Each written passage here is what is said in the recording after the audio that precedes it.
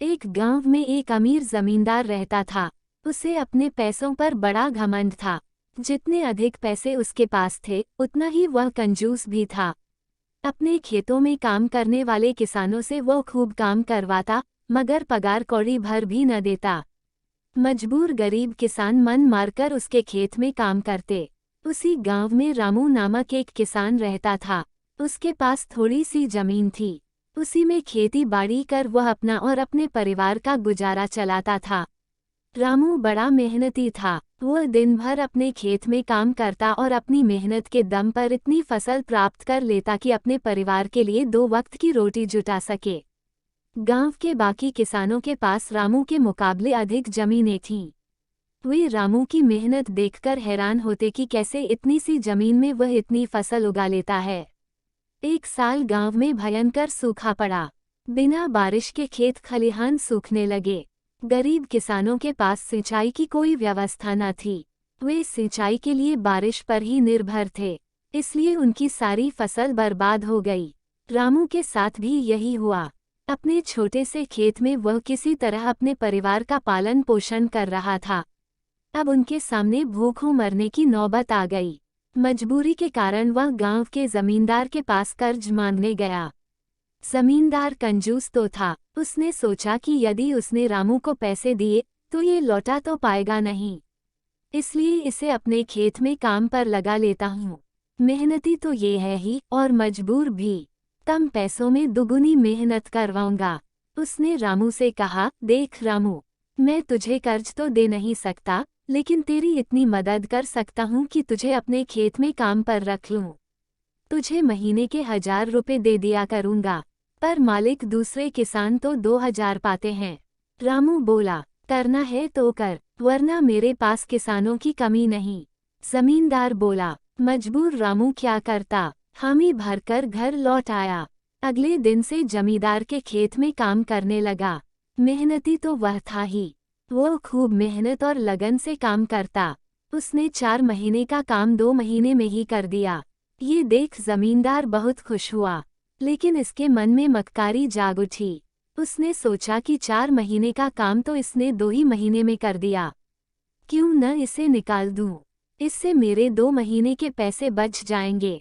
उसने रामू को बुलाया और उसके 2 महीने के पैसे देकर कहा, रामू ये ले तेरे पैसे, कल से मत आना, अब मुझे तेरी जरूरत नहीं। ये सुनकर रामू परेशान हो गया। बड़ी मुश्किल से उसका घर चल रहा था।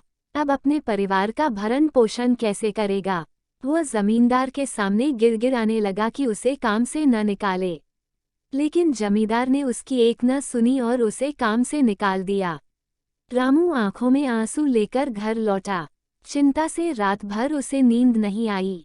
सुबह उठकर उसने फैसला किया कि वह फिर से जमींदार के पास जाएगा और उससे विनती करेगा कि उसे वापस काम पर रख ले। वह जमींदार के घर के सामने जाकर बैठ गया।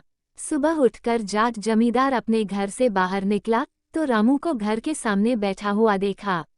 उसने रामू से पूछा, क्या हुआ रामू, क्यों आया है।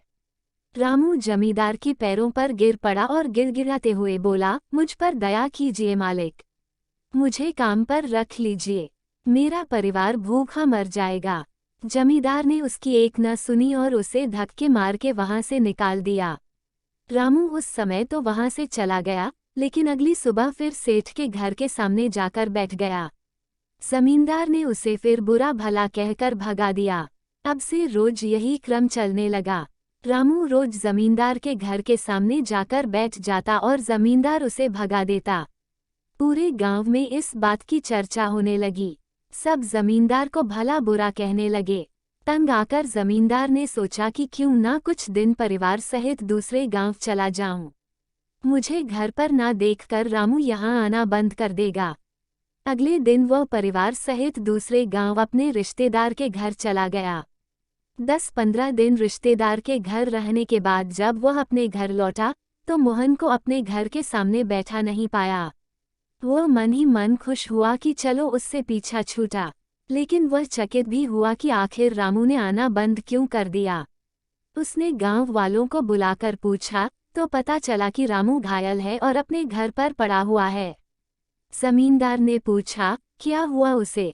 एक जमींदार ने कहा, मालिक, आज जब दूसरे गांव चले गए थे तब भी रामू आपके घर के सामने बैठा रहता था। एक दिन आपका खाली घर देखकर कुछ चोर चोरी करने के इरादे से आपके घर में घुसे, लेकिन वे रामू की नज़र में आ गए। रामू अपनी जान की परवाह न कर उनसे उलझ गया और उन्हें भगा दिया। उनके बीच हुई हाथापाई के कारण रामू घायल हो गया। ये जानकर जमींदार को खुद पर शर्म आने लगी कि उसने रामू के साथ कितना बुरा किया, लेकिन इसके बाद भी रामू उसके घर चोरी होने से बचाने के लिए चोरों से उलझ गया। वह पछताने लगा। उसने रामू के घर जाने का फैसला किया।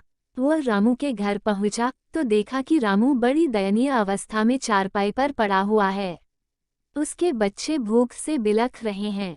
ये देख जमींदार का दिल भर आया।